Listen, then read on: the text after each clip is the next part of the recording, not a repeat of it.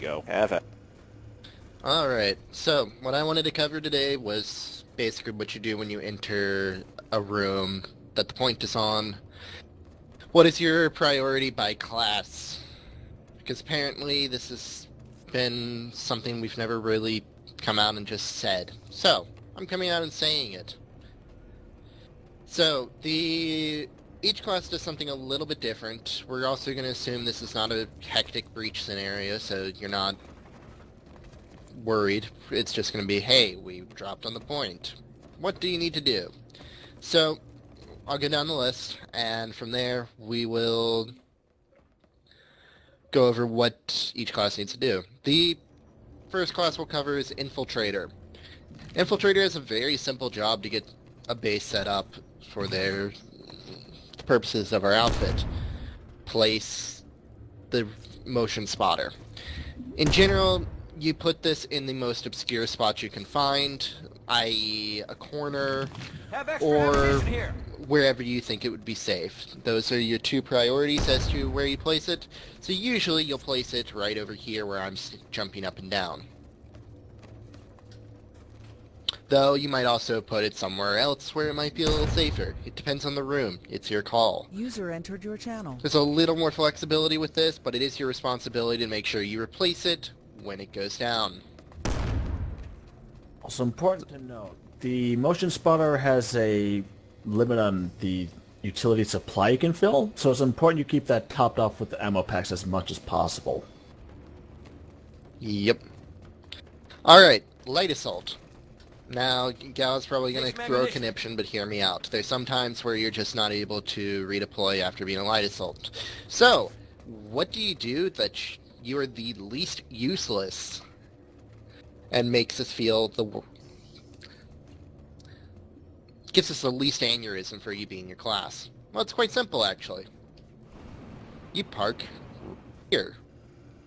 Because in this position, you're in a place that no other class could be. You basically set up camp, and you are a second tier for whatever. You do this in whichever room you're assigned, and you just park yourself here.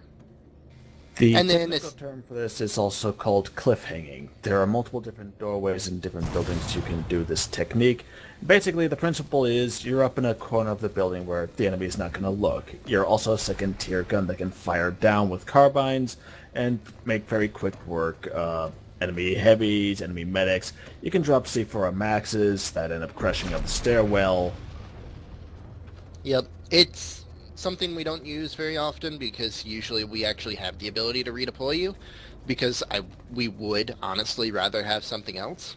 But in the odd chance that we are pressured into not being able to get you to redeploy for whatever reason, you place yourself there. Yes, MMA.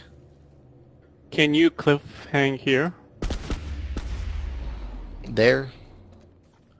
I believe you can. It's But- possible, but it's very tedious to pull off. Yeah, you're essentially... Yeah, it takes a lot of footwork, and the second you try to do something different, you lose your foothold. Yeah, you basically do what Akuti did. Like, you have to walk along the lines and then back yourself up. It's a lot more of a pain in the ass. You have less leeway, and you're constantly hitting the back button, which kind of messes with your ability to swivel, because you can lose your balance very easily. Whereas you put it there, up in that little ledge, you're pretty much fine. It's also a bit of a risk by the stairwell, because in the event of a max crash and we start setting up C4 traps, you're immediately within flak damage range from the very lip of the stairwell here. Yeah. Alternatively, if you were up where I told you to be, as soon as you hear the max crash, you hop out and fly over the stairwell and get your C4 chucked as they're crashing. So, it's kind of utilitarian. It keeps you alive, and in general, this is not one I want to spend a lot of time on, because it's not one that's going to come up very often. In fact, I can already hear Gal moaning at me for even including this on the recording. The suboptimality, it burns my brain. Yeah. Alright, so, next class. Medic. What's the medic's priority? we'll get to that. We'll come back to it. Engineer. This has two priorities when it comes in. It's probably the busiest class that we have. The primary thing that the engineer has to do is not, in fact, place ammo. That's number Ammunition 2. here. Number 1 is getting a turret placed in an open window. Wobber, I'm going to need you to move for a second. And Ross. If this will actually let me place it. Oh, right, because we're here. Basically, you get... Your goal is to get a turret here. The shield needs to be facing outward.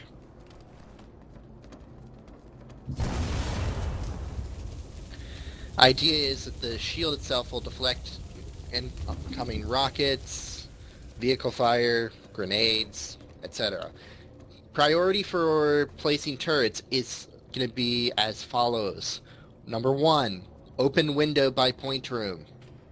Number 2, in a double-decker building like this, placing it so that we have some sort of protection against the primary. That's number 2. So in general, for that placement, you want to place it somewhere around here so that you can be in cover and keep it repaired. Yeah. Priority 3, down one of these lanes to provide extra cover for whatever maxes and heavies we have.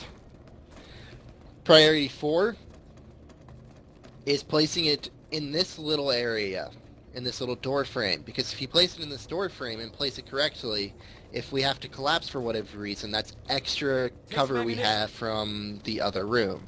It also slows down any max crash. It, in general, is useful. You just want to place it, like, right in the middle, where I'm standing. Priority 2 is placing ammo. This is self-evident. I should not have to specify this. God damn it, people, place ammo. Got it. And you have Ammunition 2 here. packs if you get the final rank. So got ammo one for you for here. each room would be ideal. 1 for each room is ideal if we only have 1 NG. The other thing to remember is higher level of ammo pack overrides lower levels of ammo pack. So if you haven't finished leveling it out yet, don't place yours next to someone else. You won't get any XP. Yes, Wobber. Keep in mind, this is not in the game yet, but this has been confirmed to be coming in a later update. Infiltrator EMP grenades are going to be destroying ammo packs. So after you get hit with an EMP, engineers make sure that you check your ammo. Alright. Good And to that- know. They That disable turrets includes too. that includes motion spotters, darts, shield beacons, all that fun stuff. And the turrets too. And mines and C4. Have extra ammunition Alright. here. In general, with ammo pack placement, place it in high traffic areas or close to a set-up camping spot. Let's see. Also, one last thing for the turrets in the windows. Make sure you try to center it and get it up closer to the window as possible, just for maximum coverage with the beach ball grenades. Will block them more effectively than if it's off to like one side. Yeah. Alright, the last thing the engineer needs to do, because yeah, the engineer gets the most work, but also gets the most certs. For the explosives that you are carrying, do not place them when you walk into the room. Stop it. You'll get maybe 1 or 2 kills, and then you don't have them when we need it. Use it to counter incoming max crashes and incoming large pushes. I don't care if you have proxy mines, I don't care if you have tank mines, I don't care what you run. Save them. You use them as they are pushing up, and you suddenly have stopped whatever push it is in their tracks. You prolong the fight that way. Otherwise, congratulations, you got 1 kill with your mine and you helped nobody. That guy was probably going to die immediately to whatever mine we had set up. Stop doing that. Save your stuff. Be useful. Alright. Medic. So the medic has pretty much the same priority as the heavy, in that they need to sweep the room, just make sure there are no infiltrators and make sure there are no mines placed, there are no enemy utility stuff of any sort. If there are, in general, if there's enemy turrets, like the anti-infantry turrets, you leave it. Just because, unless it's in a really strange spot that would end up hindering us, that's also up to your judgment call. Leaving it up just adds extra cover. The one thing I will add, if you run a shield medic, place it in the middle of the doorway here, particularly in the double-decker. That'll cover both rooms and overall be more useful. Heavies, like the medic, your primary priority is to sweep when you walk in. However, once you are done, you take up position in whatever firing line is not taken up. In general, that means the primary and secondary down staircases. Medics set up behind them. General room hold things. Any questions? Anyone have anything in mind as to what would you end up doing when you walk into a room?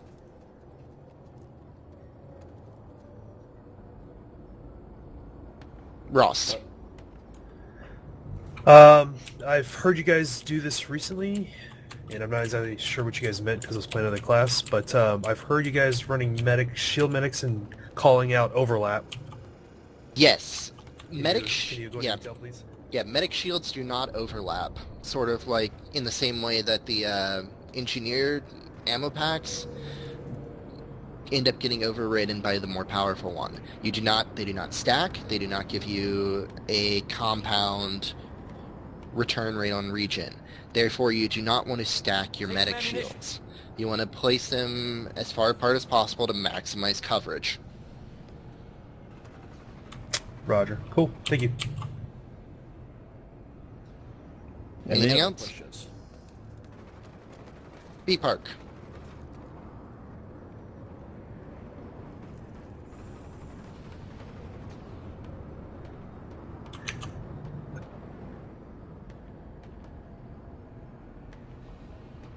Short answer, no. Long answer, get good at it, get a good interdiction tool, we'll consider it. Doesn't work in the double-decker, though, since they actually gave the harasser wheels physical existence in the hitbox range. Yes, Psychor is correct. Which the larger radius comes from it being more powerful. Anyways, I've taken up the first 20 minutes of ops with us. Let's go actually blow shit up.